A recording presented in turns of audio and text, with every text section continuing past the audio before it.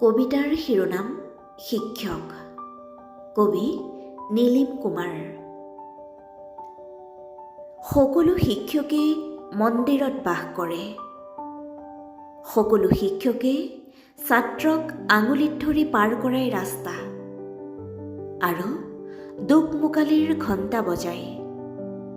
অ আ শিকায়, ক খ শিকায়, মুখস্থ কৰাই নেওতা, শ্ৰুতলিপি দিয়ে, শুদ্ধ কৰাই বানান, যাতে আমি ভুল নকৰোঁ শুদ্ধকৈ লিখিবলৈ নিজৰ নাম আৰু শুদ্ধকৈ মাৰিবলৈ আমাৰ চহী হাজিৰা বহীত নতুবা চুক্তিপত্ৰত। তেৱেই শিকায় আমাক একৰ লগত এক যোগ দিলে দুই, দুইৰ পৰা দুইৰ বিয়োগ দিলে শূন্য। তেৱেই শিকায় আমাক শূন্যৰ কি অসীম মূল্য, শূন্যৰ কি নিদাৰুণ হাহাকাৰ। তেৱেই শিকায় আমাক গোটেই জীৱন যোগ বিয়োগ কৰিবলৈ, শূন্য হোৱাৰ পৰা বাচিবলৈ। সেই শিক্ষকেই শিকায় আমাক ভূগোলৰ ক্লাছত মেপ আঁকিবলৈ, একা বেকা মেপৰ পৰা দেশখন বচাবলৈ।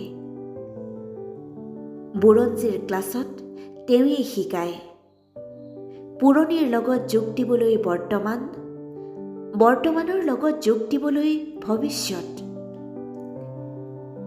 তেৱেই ৰচনাত ৰচনা কৰিবলৈ শিকায় জীৱনৰ লক্ষ্য, পৰীক্ষা বহীত নম্বৰ পাবলৈ নহয়, স্থিৰ কৰিবলৈ ভৱিষ্যতৰ সপোন।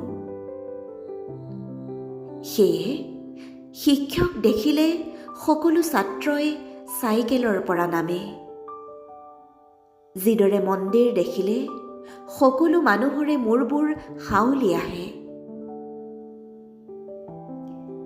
এদিন এজন শিক্ষকে কৈছিল, সেই পাহাৰখনলৈ চোৱা, পাহাৰ মোৰ সহকৰ্মী শিক্ষক। এদিন সেই শিক্ষকজনে কৈছিল, সেই বৰষুণ যাক চোৱা, বৰষুণ মোৰ সহকৰ্মী শিক্ষয়িত্ৰী। এদিন বেলিটোলৈ দেখুৱাই শিক্ষকে কৈছিল, বেলি মোৰ সহকৰ্মী শিক্ষক। জোনটোলৈ দেখুৱাই কৈছিল, জোন মোৰ সহকৰ্মী শিক্ষয়িত্ৰী। আৰু আকাশলৈ দেখুৱাই কৈছিল, এই আকাশ তোমালোকৰ ব্লেকবৰ্ড।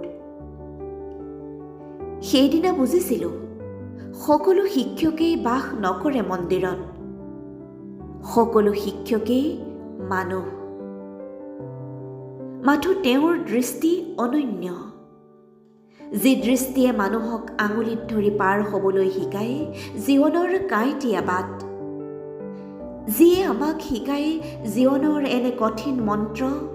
সেই শিক্ষকক মই মূৰ দোৱাইছোঁ, সেই শিক্ষকক মই মূৰ দোৱাইছোঁ।